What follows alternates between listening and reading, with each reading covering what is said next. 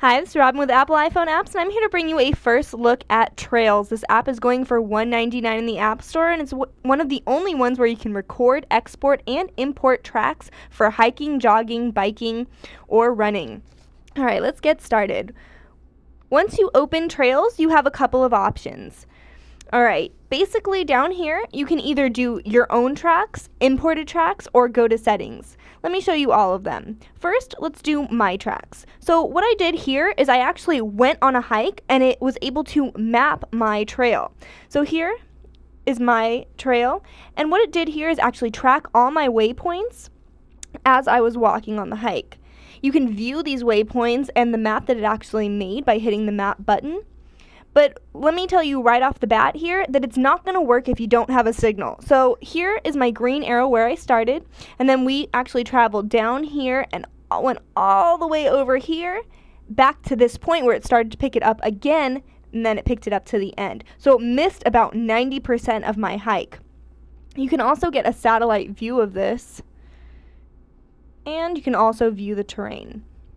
Okay, so now if it did pick up my hike, then it would have been a really, really highly functioning application, which is what I was looking forward to doing. But there are a couple more features on this application besides for hiking. Let me go back here for 1 second. Now, you can go to imported tracks also. Now, this is a great feature if you're looking for some place to hike near you.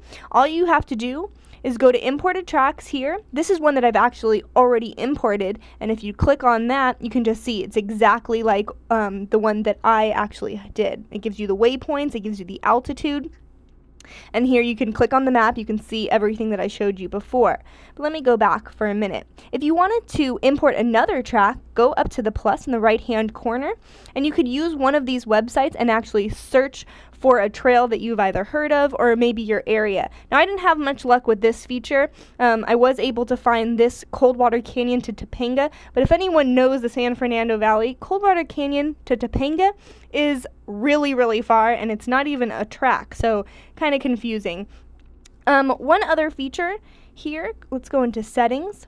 Now here you can actually select for if you are going to do a hike on your own or if you're going to run or jog, you can actually decide which one it is. So you have the option to hit jogging, hiking, biking, or driving. Now if you're driving or even biking on a road, this application would actually work very well because you would have service. However, if you're hiking or jogging up in the mountains, it's not going to be very effective. You can change the required accuracy here. You can also choose to have the filter enabled, and you can change minimum distance here as well. If you just slide down, you can change the standard zoom level, the standard map type from road, satellite, or terrain, but there's not really, I don't think that's really necessary because you can do that when you're actually viewing the map. And you can also change the units. And you can enter an email address here, so if you want to email the hike that you did or bike, trail, or whatever, you can email it to yourself or you can change that and email it to a friend. Okay? And just go to done there.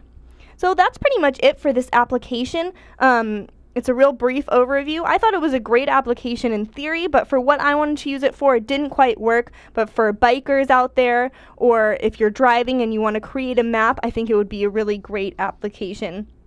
Other than that, if you want some more application information, please check out our website at appleiPhoneapps.com. And if you like this video, please subscribe to our podcast on iTunes. Once again, I'm Robin, and I'll sync with you next time.